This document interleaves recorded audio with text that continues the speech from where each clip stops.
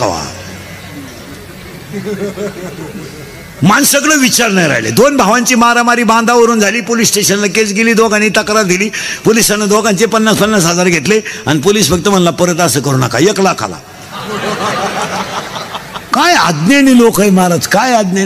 हो माणसं फक्त तुम्हाला कपडे घालून दिसतात महाराज, नाही तर माणसं संपलेले आहे.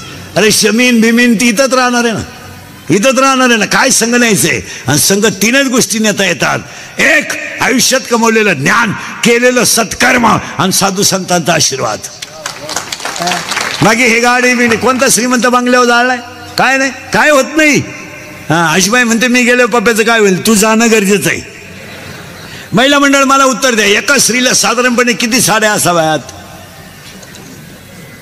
चाल 24 दर तासाला 1. नुसती नेसतच राह.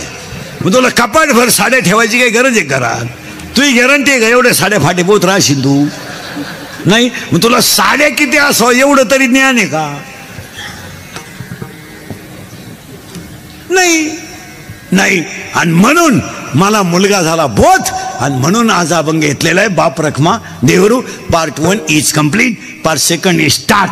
आज गायकवाद गुंजन मंडपवाले माईक सिटीवाले सगळ्यांच्या उपस्थितीमध्ये कैलासवासी बाबासाहेब बाळकृष्ण पवार यांच्या प्रथम परस्मरणाच्या योगानं गायकवाद ह्या पवार परिवाराला पहिला धन्यवाद देव की एवढी मोठं लोक, एवढा मोठा समाज जमला. पुण्यस्मरणाला सुरुवात. आता पुण्यस्मरणाच्या बाबतीत महाराज मंडळी, कीर्तनकार, प्रवचनकार, दहाव्याची प्रवचनं करणारी नीट ऐका.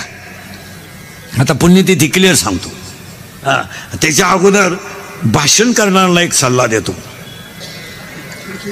तो महत्वाचा आहे. तुम्ही 10व्याला भाषण जरूर करा, पण आता आपल्याकडे एक बावळटपणा आलाय. माणूस जाळून आलं कधी एवढा पुढं भाषण,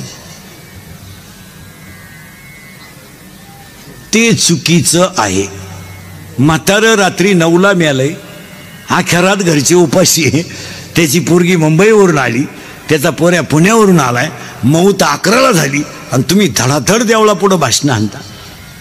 हा, तुम्ही माणूस मरायच्या आदल्या दिवशी भाषण करा. तेव्हा उद्या हे जाणार आहेत, त्यांनी मला ते मेसेज टाकलाय, मला मनसोक्त बोलून घेऊ द्या. मग येवळा काय एवढायचं ते, पण माणूस जाळून आल्यावरचं भाषण योग्य नाही. तुमचं काय मत आहे? एकदम चुकीचं आहे. हा, त्याच्याऐवजी त्या कुटुंबाला 2-4 पोते बाजरीची मदत दे. तुला लईच दुःख झालं ना. बरं, भाषण इतकं भामटंय, गावावर शोक कळा पसरली, गाव जीवन आलंय, कोणाला दुःख झाले, आणि त्यांच्या जाण्याने फार मोठी पोकळी तयार झाली. ती कधी भरून निघल ना, तू गेला का ती भरूनच निघल. हे बंद करून टाकायचं. मला काही गोष्टी कटाक्षानं टाळल्या पाहिजेत. काय मत आहे तुमचं? हा, 10व्याला 2-3 जणांनी भाषण केलं तर